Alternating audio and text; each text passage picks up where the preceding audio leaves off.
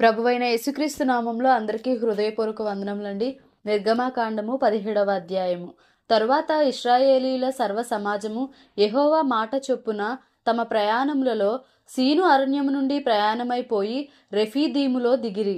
ప్రజలు తమకు త్రాగ నీళ్లు లేనందున మోషేతో వాదించుచు త్రాగుటకు మాకు నీళ్ళిమ్మని అడుగగా, మోషే, మీరు నాతో వాదింపనేలా, యెహోవాను శోధింపనేలా అని వారితో చెప్పెను. అక్కడ ప్రజలు నీళ్లు లేక దప్పిగొని మోషే మీద సనుగుచూ, ఇదెందుకు?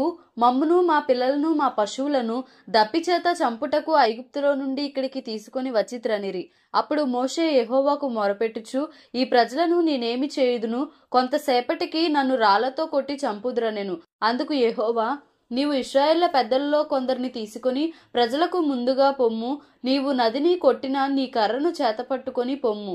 ఇదిగో అక్కడ హోరేబులోని బండ మీద నేను నీకు ఎదురుగా నిలిచెదను. నీవు ఆ బండను కొట్టగా ప్రజలు త్రాగుటకు దానిలో నుండి నీళ్లు బయలుదేరునని మోషేతో సెలవీయగా, మోషే ఇశ్రాయేలుల పెద్దల కన్నుల ఎదుట అట్లు చేసెను. అప్పుడు ఇశ్రాయేలు చేసిన వాదమును బట్టియు, యెహోవా మన మధ్య ఉన్నాడో లేదో అని వారు యెహోవాను శోధించుటను బట్టియు అతడు ఆ చోటికి మస్సా అనియు మెరీబా అనియు పేర్లు పెట్టెను.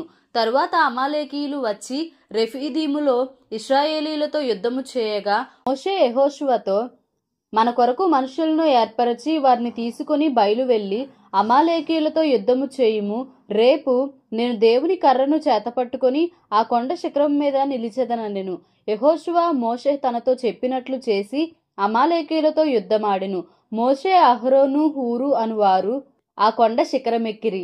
మోషే తన చెయ్యి పైకెత్తినప్పుడు ఇశ్రాయేలీలు గెలిచిరి.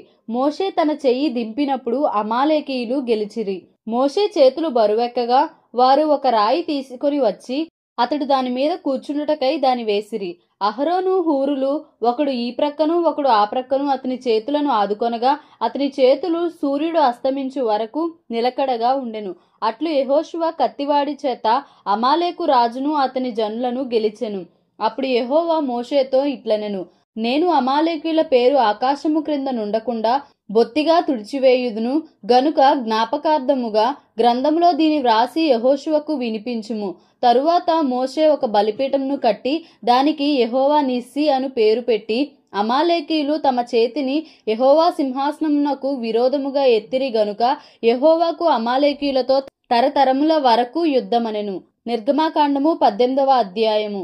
దేవుడు మోషేకును తన ప్రజలైన ఇశ్రాయేలీలకును చేసినదంతయు, యెహోవా ఇశ్రాయేలీలను ఐగుప్తు నుండి వెలుపలికి రప్పించిన సంగతియు మిద్యాను యాజకుడును మోషే మామయునైన ఇత్రో వినినప్పుడు, మోషే మామయ్యైన ఆ ఇత్రో తన యొద్దకు పంపబడిన మోషే భార్య అయిన సిప్పోరాను ఆమె 2 కుమారులను తోడుకొని వచ్చెను. అతడు అన్యదేశంలో నేను పరదేశిని అనుకొని వారిలో ఒకనికి గెర్షోము అని పేరు పెట్టెను. నా తండ్రి దేవుడు నాకు సహాయమై ఫరో కత్తివాత నుండి నన్ను తప్పించిననుకొని రెండవ వానికి ఎలియెజర్ అని పేరు పెట్టెను. మోషే మామయ్యైన ఇత్రో అతని కుమారులనిద్దరినీ అతని భార్యను తోడుకొని అరణ్యములో దేవుని పర్వతము దగ్గర దిగిన మోషే యొద్దకు వచ్చెను. ఇత్రో అను నీ మామనైన నేనును నీ భార్యయు ఆమెతో కూడా ఆమె 2 కుమారులను నీ యొద్దకు వచ్చి ఉన్నామని మోషేకు వర్తమానము పంపగా, మోషే తన మామను ఎదుర్కొనబోయి వందనము చేసి అతని ముద్దు పెట్టుకొనెను. వారు ఒకరి క్షేమము ఒకరు తెలుసుకొని గుడారములోనికి వచ్చిరి. తరువాత మోషే యెహోవా ఇశ్రాయేళ్ల కొరకు ఫరోకును ఐగుప్తీయులకును చేసినదంతయు త్రోవలో తమకు వచ్చిన కష్టము యావత్తును యెహోవా తమను విడిపించిన సంగతియు తన మామతో వివరించి చెప్పెను. యెహోవా ఐగుప్తీయుల చేతిలో నుండి విడిపించి ఇశ్రాయేలీలకు చేసిన మేలంతటిని గూర్చి ఇత్రో సంతోషించెను. మరియు ఇత్రో, ఐగుప్తీయుల చేతిలో నుండి ఫరో చేతిలో నుండి మిమ్మును విడిపించి ఐగుప్తీయుల చేతి క్రింద నుండి ఈ ప్రజలను విడిపించిన యెహోవా స్తుతింపబడును గాక. ఐగుప్తీయులు గర్వించి ఇశ్రాయేలీల మీద చేసిన దౌర్జన్యమును బట్టి ఆయన చేసిన దాన్ని చూచి, యెహోవా సమస్త దేవతల కంటే గొప్పవాడని ఇప్పుడు నాకు తెలిసినదనెను. మరియు మోషే మామయ్యైన ఇత్రో ఒక దహన బలిని బలులను దేవునికి అర్పింపగా, అహరోనును ఇశ్రాయేళ్ల పెద్దలందరూ మోషే మామతో దేవుని సన్నిధిని భోజనము చేయవచ్చిరి. మరునాడు మోషే ప్రజలకు న్యాయము తీర్చుటకు కూర్చుండగా ఉదయము మొదలుకొని సాయంకాలము వరకు ప్రజలు మోషే యొద్ద నిలిచియుండిరి. మోషే ప్రజలకు చేసినదంతయు అతని మామ చూచి, నీవు ఈ ప్రజలకు చేయుచున్న ఈ పని ఏమిటి? ఉదయము మొదలుకొని సాయంకాలము వరకు నీవు మాత్రము కూర్చుండగా ప్రజలందరూ నీ యొద్ద నిలిచియుండనేలా అని అడుగగా, మోషే, దేవుని తీర్పు తెలుసుకొనుటకు ప్రజలు నా యొద్దకు వచ్చెదరు. వారికి వ్యాజ్యము ఏదైనను కలిగిన ఎడల నా యొద్దకు వచ్చెదరు. నేను వారి విషయము న్యాయము తీర్చి దేవుని కట్టడలను ఆయన ధర్మశాస్త్ర విధులను వారికి తెలుపుచున్నానని తన మామతో చెప్పెను. అందుకు మోషే మామ అతనితో, నీవు చేయుచున్న పని మంచిది కాదు. నీవును నీతోనున్న ఈ ప్రజలను నిశ్చయముగా నలిగిపోవుదురు. ఈ పని నీకు మిక్కిలి భారము. అది నీవు ఒక్కడవే చేయచాలవు. కాబట్టి నా మాట వినుము. నేను నీకొక ఆలోచన చెప్పెదను. దేవుడు నీకు తోడయుండును. ప్రజల పక్షంన నీవు దేవుని సముఖమందు ఉండి వారి వ్యాజ్యములను దేవుని యొద్దకు తేవలెను. నీవు వారికి ఆయన కట్టడలను ధర్మశాస్త్ర విధులను బోధించి వారు నడవవలసిన త్రోవను వారు చేయవలసిన కార్యములను వారికి తెలుపవలెను. మరియు నీవు ప్రజలందరిలో సామర్థ్యము, దైవభక్తి, సత్యాసక్తి కలిగి లంచగొండులు కాని మనుషులను ఏర్పరచుకొని 1000 మందికి ఒకనిగాను, 100 మందికి ఒకనిగాను, 50 మందికి ఒకనిగాను, 10 మందికి ఒకనిగాను వారి మీద న్యాయాధిపతులను నియమింపవలెను. వారు ఎల్లప్పుడూ ప్రజలకు న్యాయము తీర్చవలెను. అయితే గొప్ప వ్యాజ్యములన్నిటినీ నీ యొద్దకు తేవలెను. ప్రతి అల్ప విషయమును వారే తీర్చవచ్చును. అట్లు వారు నీతో కూడా ఈ భారమును మోసిన ఎడల నీకు సులువుగా ఉండును. దేవుడు ఇలాగు చేయుటకు నీకు సెలవిచ్చిన ఎడల నీవు ఈ పని చేయుచు దాని భారమును సహింపగలవు. మరియు ఈ ప్రజలందరూ తమ తమ చోట్లకు సమాధానముగా వెళ్ళుదురని చెప్పెను. మోషే తన మామ మాట విని అతడు చెప్పినదంతయు చేసెను.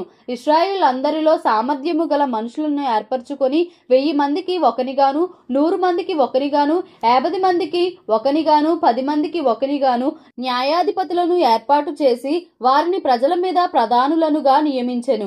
వారెల్లప్పుడూ ప్రజలకు న్యాయము తీర్చువారు. వారు కఠిన వ్యాజ్యములను మోషే యొద్దకు తెచ్చుచు స్వల్ప వ్యాజ్యములను తామే తీర్చుచూ వచ్చిరి. తరువాత మోషే తన మామను పంపివేయగా అతడు తన స్వదేశమునకు వెళ్ళెను. నిర్గమాకాండము 19వ అధ్యాయము.